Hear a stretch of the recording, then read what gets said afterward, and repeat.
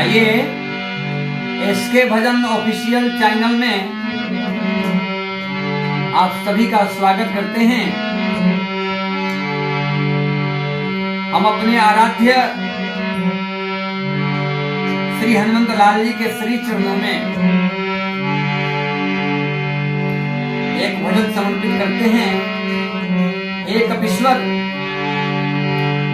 आपके दोनों चरण ही हमारे जीवन के आधार हैं। हम आपके चरणों को छोड़ने वाले नहीं हैं, क्योंकि आपके चरणार बिंद से ही व्यक्ति आवागमन के चक्र से मुक्त हो जाता है।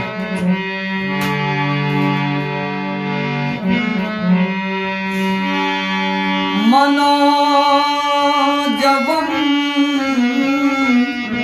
मारुततुल्य वेगं जितेन्द्रियं बुद्धिमतां वरिष्ठं वातात्मजं वानरयूथमुख्यं श्रीराम शरणं प्रपद्ये। श्रीरामदूतं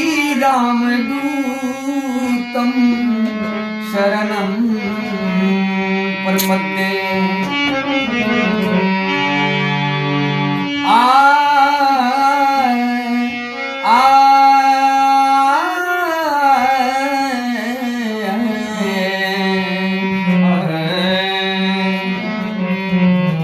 जय हो अंजनी माँ के लाला, राघव के दुलारा, चरण हम छोरा बनाही।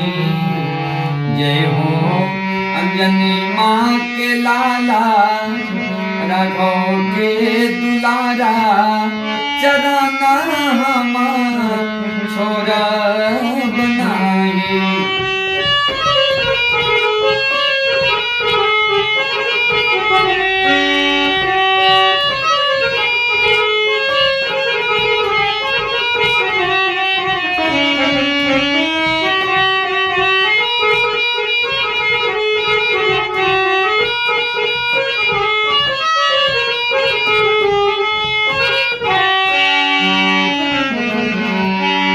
सिया जी के थाह पाता रउए लगवनी, भक्त विभीषण जी से सिया सुधी पवनी।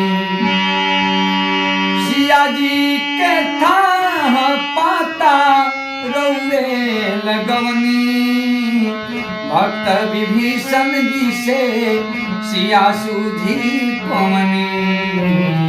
रघुरानी शिव अवतारी, अतुलित बलशाली, चरण